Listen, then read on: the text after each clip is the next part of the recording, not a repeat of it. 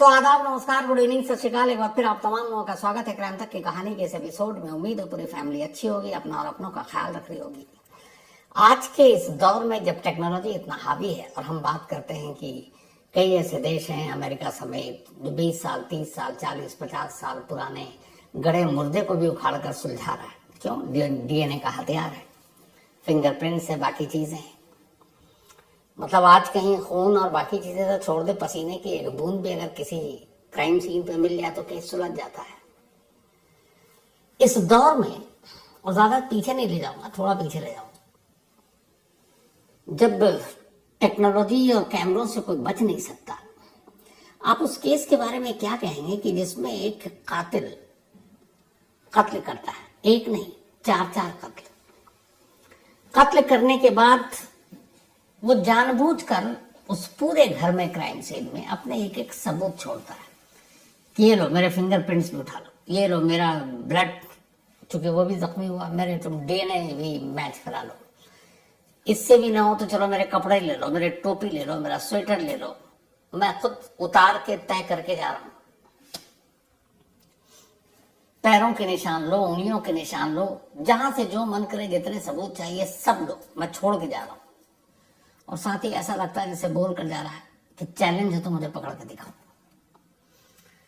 आज के दौर में एक ऐसा कातिल जो अपने सारे सबूत अपनी मर्जी से खुद छोड़कर जाए और कहे मुझे पकड़ो, और 25 साल हो जाए और वो कातिल न पकड़ में आए, तो क्या कहिएगा? उस कातिल को पकड़ने के लिए पिछले 25 सालों में करीब 2,80,000 छोटे बड़े पुलिस अफसर इस केस पर उन्होंने काम किया, यानी कि 2.25 से थोड़ा ज्यादा 5,000, 2,80,000 पुलिस अफसर एक केस को सुलझाने के लिए लगाए गए इन 25 सालों में। आज भी उस परिवार के जो दूर के रिश्तेदार बचे हैं, उन्हें उम्मीद रहती है कि पता नहीं यह केस कब सुलझ जाए, लेकिन 25 साल हो गए, कातिल चीखता हुआ हर सबूत छोड़ के चला गया। 2,80,000 पुलिस वालों ने अपने दिमाग लगा दिए, कातिल का अब भी कोई अता पता नहीं है।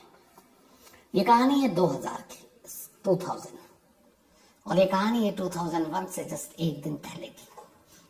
31 दिसंबर 2000 की एक सुबह हुई। जापान की राजधानी टोक्यो में एक फैमिली रहा करती थी, जिसके फैमिली के जो हेड थे मिकियो मियाजावा, इनकी एक मार्केटिंग कंपनी में ये जॉब करते थे। ठीक ठाक इनकी कमाई थी। 2000 में इनकी उम्र थी 44 ईयर। इनकी वाइफ इनके साथ रहती थी यासुका, 41 ईयर, और इनके 2 बच्चे थे, एक बेटी और एक बेटा। बेटी थी 6 साल की नीना, और बेटा था 4 साल का रे। तो रे, नीना और पति पत्नी, ये 4 लोग टोक्यो से थोड़ा सा हटकर एक शांत इलाका जिसका नाम है सितागाया, वहां रहा करते थे। 31 दिसंबर की सुबह जब हुई, और उस दिन 31 दिसंबर, साल का आखिरी दिन, नए साल का जश्न मनाना, तीन लोगों की बहुत सारी प्लानिंग थी। सुबह हुई, 10-11 बज गए, लेकिन फैमिली में से किसी ने अपने रिलेटिव को कोई फोन नहीं किया, क्योंकि उस दिन बहुत सारे गैदरिंग में मिलना जुलना था। तो उसी में से जो यासुका थी, यासुको, उसकी माँ उसको लगातार फोन कर रही थी, और वो घर पे कोई फोन नहीं उठा रहा। उन्हें बड़ा अजीब लगा, क्योंकि घर पे आज सबको होना था, उस दिन छुट्टी थी। तो जब काफी फोन करने के बाद भी सभी को फोन नहीं उठाया, तो यासुको की माँ पहुंच गई घर कि क्या बात है। घर गई तो देखा कि दरवाजा खुला है। जैसे वो अंदर जाती है, उनकी चीखें निकल जाती हैं। अंदर एक कमरे में मिकियो मियाजावा की लाश पड़ी थी। दूसरे कमरे में जाती हैं तो वहां माँ और बेटी की लाश पड़ी थी, और तीसरे कमरे में जाती हैं तो वहां बेटे रेई की लाश पड़ी थी। घर में खून ही खून, चारों को तेज धार हथियार से मारा गया था। वो बौखलाई हुई बाहर आती हैं। इसके बाद दूर में आस पड़ोस में कुछ पड़ोसी थे, उनको बुलाया जाता है, फिर पुलिस को खबर दी जाती है, फिर पुलिस आती है। अब पुलिस तफ्तीश करती है। पुलिस तफ्तीश करती है, सारे फिंगरप्रिंट, सारे सबूत उठाती है। उसका देख के कर अब पूछताछ होती है कि किसी से दुश्मनी क्या, तो पता चलता है कि नहीं, इनमें से किसी की किसी से कोई दुश्मनी नहीं थी। कोई फैमिली का कोई लड़ाई झगड़ा नहीं, प्रॉपर्टी का नहीं, पैसों का नहीं। मतलब बहुत ही क्लीन और शरीफ परिवार है। तो कोई दुश्मनी नहीं, कभी किसी ने धमकाया नहीं। वैसे भी जापान में बड़े लोग शराफत से रहते हैं। तो पुलिस को था कि क्या क्यों हुआ। तो सबसे पहले पुलिस ने पूरे घर के एक एक सबूत को उठाने की कोशिश की फॉरेंसिक टीम के साथ। जब उन्होंने सबूतों को उठाया तो वहां से कुछ अजीब अजीब सी चीजें मिली, जो बाद में फैमिली वालों से पूछा गया तो पता चला कि ये इस परिवार का नहीं है।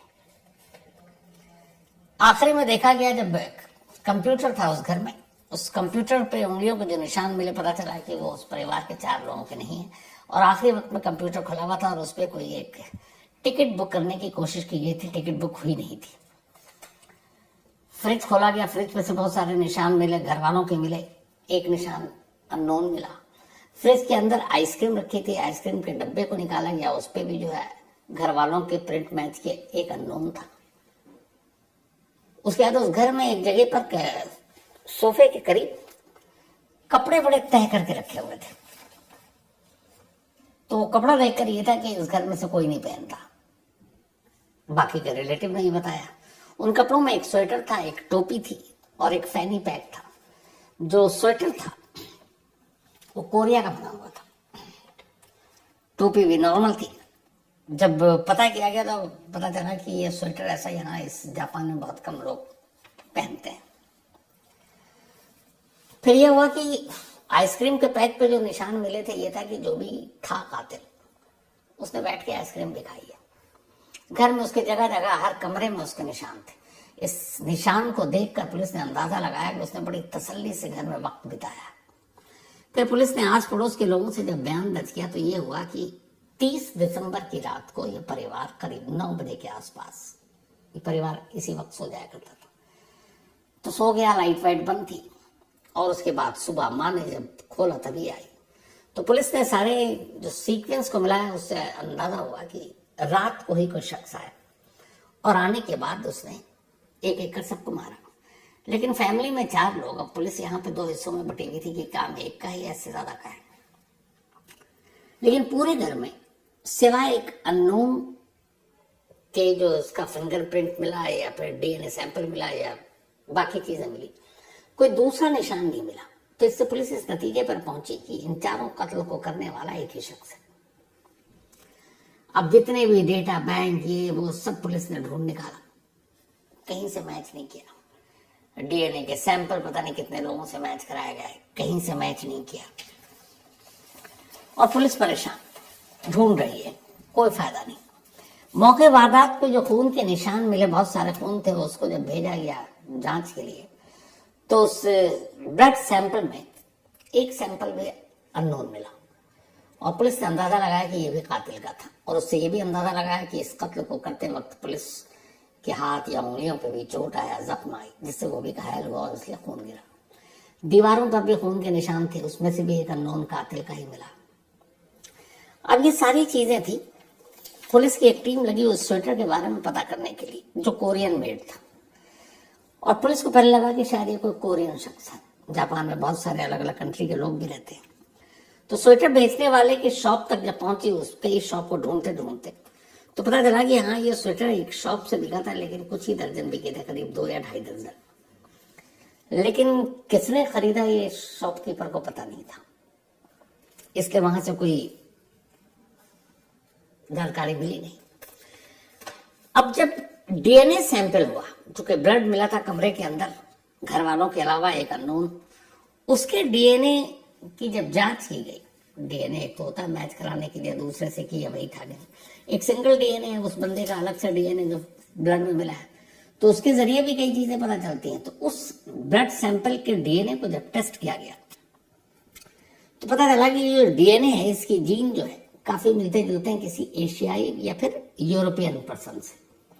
मतलब जो भी कातिल है वो या तो एशियाई मूल का है या फिर यूरोपियन है, जीन्स उसके मिलते हैं।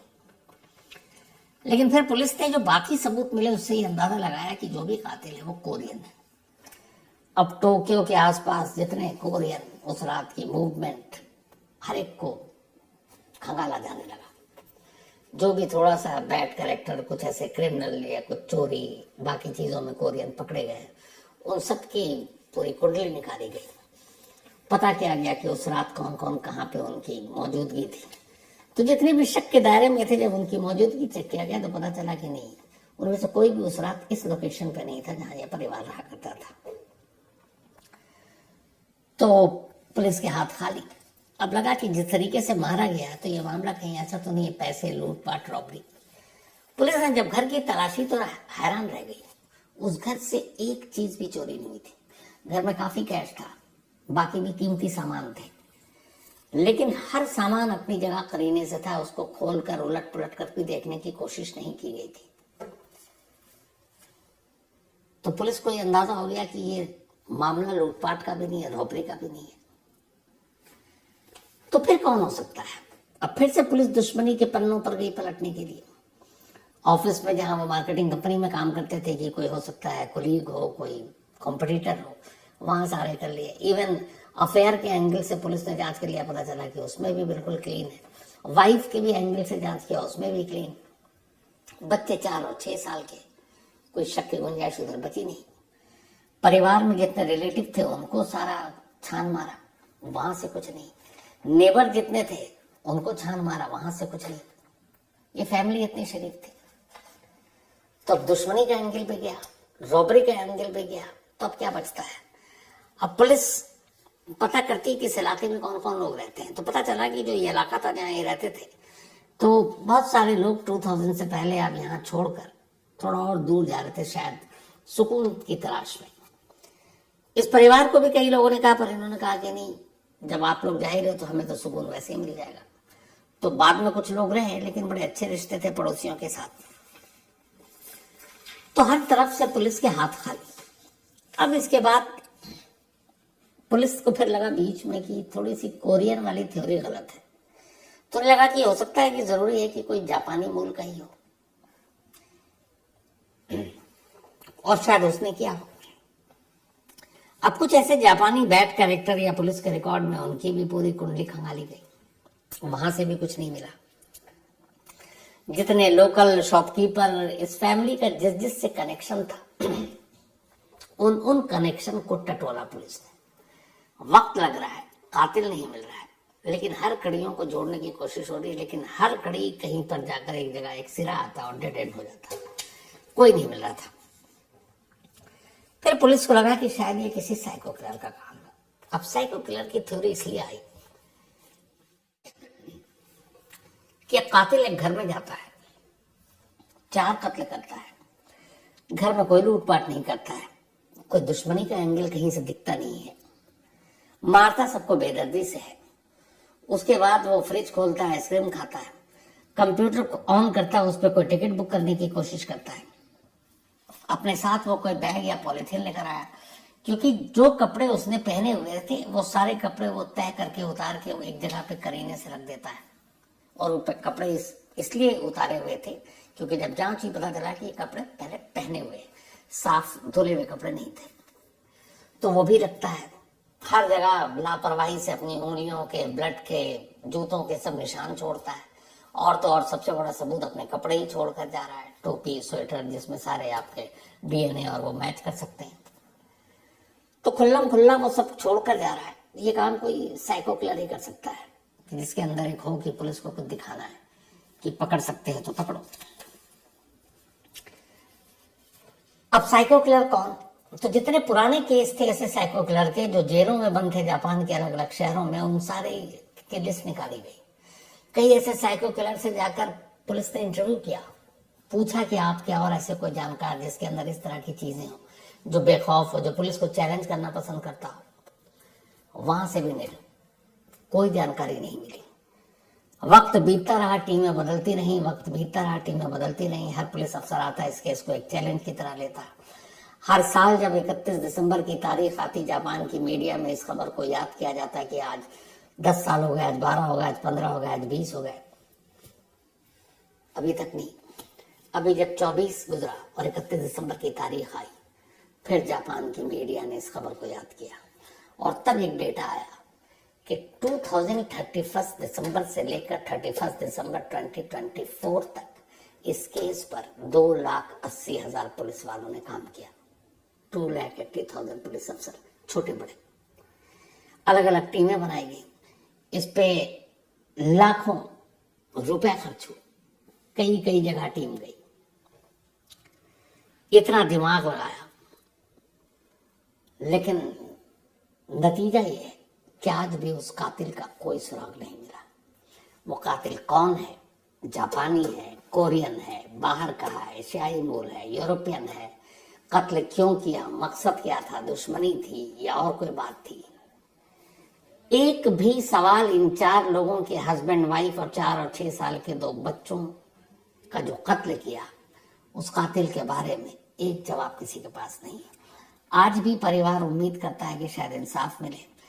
कई बार पुलिस ने कहा कि अगर कोई इस बारे में जानकारी देगी तो हम उसे इनाम देंगे, लेकिन सारे ऐलान, सारी चीजें एक तरफ, और हकीकत यह है कि 25 साल पहले जो ये 4 कत्ल हुए, जापान की हिस्ट्री के मोस्ट मिस्टीरियस और अनसॉल्व्ड केसेस में से ये केस एक, इस फैमिली का केस। 3.25 लाख से ज्यादा पुलिस वाले, लेकिन केस का अंजाम नील। आज भी सच्चाई पता नहीं। क्या पता किसी दिन अचानक क्षम से ये केस खुल जाए और सच्चाई सामने और पता चले कि कातिल वो है। लेकिन अगर 25 साल हो गए, अब पता नहीं उस वक्त उस कातिल की उम्र कितनी थी। अगर यंग होगा 20, 25, 30 का तो आज 50, 55, अगर 40 से करीब होगा तो आज 65, अगर 50 का होगा तो आज 75, और 50 से ऊपर होगा तो उसके बाद पता नहीं आज जिंदा भी है कि नहीं। तो ये भी जवाब पता नहीं। उम्मीद यही है कि सुलझे और सुलझे तो फिर इसकी सच्चाई सामने, और सच्चाई सामने आए तो मैं आप तक के सामने पहुंचा। इसी उम्मीद के साथ फिलहाल आज की कहानी में इतना ही। अब आपसे मुलाकात होगी कल रात 9 बजे किसी नई कहानी के साथ। तब तक अपना और अपनों का ख्याल रखिएगा। Thank you.